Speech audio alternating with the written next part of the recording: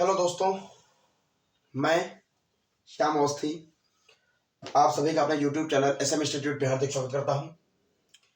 हिंदी साहित्य का जो प्रथम पेपर 16 फरवरी को इंटरमीडिएट का है, उसके उपलक्ष्य में देखते हुए यहाँ पे कुछ विशेष कल एक वीडियो आज एक सुबह वीडियो अपलोड हुआ था और एक और वीडियो आने वाला है जो मैं बना रहा हूँ आपके सामने। तो ये काफ़ी बेहतर होने वाला है आपके लिए और इसमें 5 अंक हिंदी पद्य साहित्य के इतिहास के और 2 अंक और आपको जो कि नीचे समझाने होंगे आपको समझ में आने वाला है। तो आइए बिना समय गंवाए शुरू करते हैं आज का क्लास। आइए शुरू करते हैं। बहुत बेहतर होने वाला है, बहुत जोशीले अंदाज में हम लोग पढ़ेंगे और सीखेंगे। यहाँ पर देखिए, पहला प्रश्न जो है वीर गाथा काल की विशेषता। देखिए, जो काल है, कालखंड जो बटे हुए हैं उसमें विशेषता है, एक क्रम है उनका, एक विशेषता का उनका एक निश्चित क्रम है।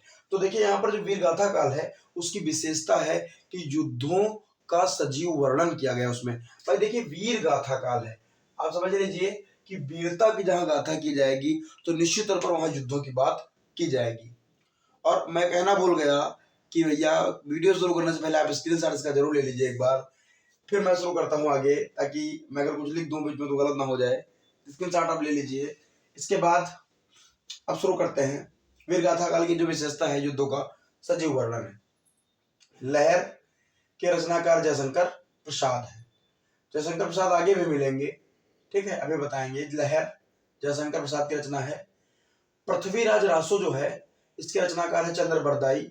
20 इसको प्रथम महाकाव्य भी कहा जाता है। पृथ्वीराज रासो को प्रथम महाकाव्य भी कहा जाता है। शब्दों पर भी ध्यान देते रहेंगे आप सभी। बीसल देव रासो जो है नरपत इंदाल ने लिखा। खुमान रासो दलपत विजय ने लिखा। हिंदी के प्रथम कवि सरहपा को कहा जाता है। हिंदी के प्रथम कवि। आदिकाल का जो अन्य नाम है वो सिद्ध सामंत काल है और आदिकाल का ही दूसरा नाम है बीज वपन काल। दोस्तों, सीधा प्रश्न पूछा जाता है परीक्षा में, आदिकाल का दूसरा नाम क्या है? बीज वपन काल है। और इसका जो नामकरण बीज वपन काल किया था वो आचार्य महावीर प्रसाद द्विवेदी ने किया था। तो आइए चलते हैं आगे। वैदेही वनवास के रचनाकार हरिऔध है। अयोध्या सिंह उपाध्याय, हरिऔध पूरा नाम इनका। श्री रामचरितमानस सभी के घरों में पढ़ी जाती है। भक्ति काल की है ये, तुलसीदास ने इसको लिखा है। और बहुत महत्वपूर्ण बात है तुलसीदास के बारे में, क्योंकि ये परीक्षा में सीधे सीधे प्रश्न पूछे जाएंगे वो दोस्तों। देखिए, रामचरितमानस भक्तिकाल की रचना है, तुलसीदास ने लिखा। तुलसीदास के बारे में कुछ बातें जान लीजिए। राम बोला इनके बचपन का नाम था। सूकर खेत में इनका जन्म हुआ था और इन्होंने ब्रज भाषा में विनय पत्रिका लिखी थी। सीधे सीधे प्रश्न आया है, विनय पत्रिका किसने लिखी थी, किस भाषा में है, ठीक है। बचपन का राम बोला किसका नाम था, इस टाइप से प्रश्न बनते हैं। आगे, भक्ति काल का समय जो है संवत 1375 से 1700 तक है। सन 1375 से 1700 तक है ये भक्ति काल का समय। और भक्ति काल को हिंदी साहित्य का जो काव्य साहित्य है उसका स्वर्ण युग कहा जाता है, भक्ति काल को ही। और भक्ति काल को ही मध्यकाल कहा है रामचंद्र शुक्ल ने। और भक्ति काल को पूर्व मध्यकाल भी कहा जाता है। अगर कहा जाता है कि भक्ति काल को मध्यकाल किसने कहा तो रामचंद्र शुक्ल ने कहा, ठीक है ना। आइए चलते हैं आगे। आदिकाल जिसका अगला नाम है चारण काल, राम कुमार वर्मा ने आदिकाल को चारण काल कहा है और आदिकाल के कवि राम कुमार वर्मा है। आगे चलते हैं। मैथिली शरण गुप्त, बहुत महत्वपूर्ण कवि मैथिली शरण गुप्त। ये किस युग के हैं? देखिए, गुप्त लगता है तो थोड़ा कठिनाई हो जाती है। देखिए, मैथिली शरण गुप्त जो है ये द्विवेदी युग के लेखक हैं और इनको राष्ट्रकवि की उपाधि मिली है। साकेत और प्रदक्षिणा नामक इन्होंने काव्य लिखे हैं दोस्तों। आगे चलते हैं। ज्ञान मार्गी शाखा के कवि कबीरदास, ज्ञान मार्गी शाखा कबीरदास इसके ज्ञान मार्गी शाखा कवि हैं। साहित्य लहरी सूरदास ने लिखी है। रस मंजरी नंददास ने लिखी है। और दोस्तों बहुत महत्वपूर्ण पद्मावत, बहुत महत्वपूर्ण दोस्तों पद्मावत जो है ये अवधि में लिखी गई है और ये मलिक मोहम्मद जायसी या जायसी की रचना है। अगला प्रश्न बहुत महत्वपूर्ण है दोस्तों। प्रगतिशील लेखक संघ की स्थापना कब हुई? प्रश्न आता है, प्रगतिशील लेखक संघ 1936 में स्थापना हुई इसकी। उर्वशी के लेखक कौन है? उर्वशी के जो रचनाकार है वो रामधारी सिंह दिनकर हैं। शॉर्ट में मैंने इनको दिनकर लिखा है। इसके बाद रीति मुक्त कवि कौन है? तो घनानंद जो है वो दोस्तों रीति मुक्त कवि हैं। तेजी से चलते हैं, मजेदार होने वाला है वीडियो। और ये सारे प्रश्न सीधे आपके पेपर में छपने वाले हैं, काफी महत्वपूर्ण है ये। तो देखिए आगे चलते हैं। रीतिकाल, रीतिकाल के जो रीतिकाल इसको श्रृंगाल काल भी कहा जाता है। और बिहारी सतसई जो है बिहारी जी ने लिखी है, ये रीतिकाल की रचना है। और इसका श्रृंगार काल जो नाम कहा गया रीतिकाल को, ये आचार्य विश्वनाथ प्रताप मिश्र ने कहा है। सारे एक ही लाइन में, एक चीज से रिलेटेड एक ही लाइन में प्रश्न बनना है दोस्तों। तो बिहारी सतसई जो है ये रीतिकाल की रचना है। किसने लिखा है? बिहारी ने लिखा है। श्रृंगार काल रीतिकाल को किसने कहा? आचार्य विश्वनाथ प्रताप मिश्र ने कहा दोस्तों। आगे कठिन काव्य का प्रेत, बहुत मजाकिया है कि कठिन काव्य का प्रेत, ठीक भूत प्रेत नहीं है, मतलब वही कठिन काव्य का प्रेत कहा जाता है। किसको? केशवदास को कहा जाता है। खड़ी बोली का पहला महाकाव्य क्या है? प्रिय प्रवास। खड़ी बोली का हिंदी काव्य का पहला जो महाकाव्य है वो प्रथम महाकाव्य क्या है? पृथ्वीराज रासो है। लेकिन खड़ी बोली का जो प्रथम महाकाव्य कहेगा तो कंफ्यूज नहीं होंगे दोस्तों, प्रिय प्रवास लिख करके आएंगे। इसके बाद छायावाद की विशेषता क्या है? छायावाद की विशेषता क्या है? देखिए वीरगाथा काल की विशेषता पढ़ी थी, अब छायावाद की विशेषता क्या है? छायावाद की विशेषता है प्रकृति का सूक्ष्म चित्रण। प्रकृति का सूक्ष्म चित्रण। आगे चलते हैं। आंसू, कामायनी और इन सबको लिखा है किसने? जयशंकर प्रसाद ने लिखा है। जयशंकर प्रसाद छायावादी कवि है।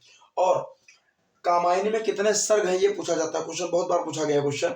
तो कामायनी में कुल 15 सर्ग है दोस्तों। आगे सुमित्रा नंदन पंत को ज्ञानपीठ पुरस्कार मिला, कब मिला? चिदंबरा के लेखन पर। चिदंबरा के लेखन पर सुमित्रा नंदन पंत को ज्ञानपीठ पुरस्कार मिला।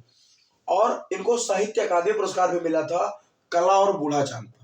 एक इन्होंने काव्य लिखा था कला और बूढ़ा चांद, उस पर इनको साहित्य अकादमी पुरस्कार मिला था। फिर गंगा अवतरण के रचनाकार जो है वो जगन्नाथ दास रत्नाकर है। यामा महादेवी वर्मा, दीपशिखा भी रचना इनकी बहुत महत्वपूर्ण है, महादेवी वर्मा की। आगे सरोज स्मृति को सूर्यकांत त्रिपाठी निराला ने लिखा। तार सप्तक का प्रथम प्रकाशन, दोस्तों तार सप्तक से जुड़ा एक मिथक है, ट्रिक है, समझ लीजिए, काफी महत्वपूर्ण होने वाला है, इससे रिलेटेड प्रश्न परीक्षा में बनता है। तार सप्तक का जो पहला प्रकाशन था वो हुआ 1943 में। किसने किया? अज्ञेय ने किया। सच्चिदानंद हीरानंद वात्स्यायन अज्ञेय। दोस्तों वास्तव में कहते हैं कि तीनों तार सप्तक का प्रकाशन अज्ञेय ने किया। लेकिन अगर द्वितीय का स्पेशली पूछता है और अज्ञेय विकल्प में नहीं होते हैं तो आप भवानी प्रसाद टिक करके आएंगे। द्वितीय तार सप्तक का प्रकाशन भवानी प्रसाद ने किया और तृतीय जो है वैसे तीनों को अज्ञेय ने किया। और 51 59 कैसे याद रखेंगे? देखिए सप्तक शब्द से याद रखेंगे। सप्तक का मतलब होता है क्या? 7। तो देखिए 43 में जब हम 7 जोड़ेंगे तो हो जाएगा 1950 और उसमें एक जोड़ो कितना? 51। फिर 51 में जब हम 7 जोड़ेंगे तो कितना होगा? 58। 58 में फिर एक जोड़ेंगे दोस्तों, क्या हो जाएगा? 59। तो ये तरीका है याद रखने का। जिस सन की पहले सन याद कर लेंगे 1943, उसके बाद 8 जोड़ लेंगे, ठीक, फिर 51, फिर 8 जोड़ देंगे। ऐसे कितनी नावों में कितनी बार, ये अज्ञेय की रचना है। अज्ञेय जो है प्रयोगवादी धारा के कवि हैं और इनको भारतीय ज्ञानपीठ पुरस्कार भी मिला था। किस पर मिला था? इसी रचना पर, कितनी नावों में कितनी बार पर। फिर हरी घास पर क्षण भर, हरी घास पर क्षण भर, ये भी अज्ञेय की रचना है। संसद से सड़क तक, ये धूमिल की रचना है। और नई कविता का आरंभ जो है दोस्तों उस साल में हुआ जब द्वितीय तार सप्तक का प्रकाशन हुआ, अर्थात 1951 में हुआ। तरीके से याद रखेंगे। ये ट्रिक आपको कैसे लगी मुझे जरूर बताइएगा। आगे देखिए आपका जो गद्य साहित्य का इतिहास है, इसी में थोड़ा देख लेंगे। जो आपका गद्य साहित्य का इतिहास है, जो गद्य साहित्य का इतिहास है, जो गद्य प्रारंभ है आपका, पहला चैप्टर आपका राष्ट्र का स्वरूप है। वासुदेव शरण अग्रवाल, पहचान क्या है चैप्टर की, कैसे पहचानेंगे चैप्टर को? तो हर गद्यांश में राष्ट्रीय आया है, वसुंधरा आया है, मातृभूमि आया है, या धरती के ही कोई पर्यायवाची आए हैं, पहचान जाएंगे आप पहला चैप्टर। दूसरा अशोक के फूल, आचार्य हजारी प्रसाद द्विवेदी की रचना है। अशोक के फूल चैप्टर को पहचानेंगे कैसे? कहीं पुष्प आया है, कहीं अशोक आया है और कहीं महापुरुषों की गाथाओं का वर्णन किया गया है, तो आप समझ जाएंगे कि अशोक के फूल से लिया गया है। आगे चलते हैं।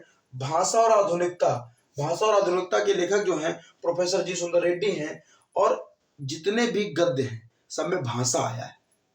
दोस्तों आगे चलते हैं। हम और हमारा आदर्श, डॉक्टर एपीजे अब्दुल कलाम ने लिखा है। इनके जितने भी गद्यांश उसमें युवा है, छात्र है, संसार है। तो ये ट्रिक है जिससे आप गद्यांश को पहचान जाएंगे और लेखक और पाठ के नाम में कोई गलती नहीं करेंगे।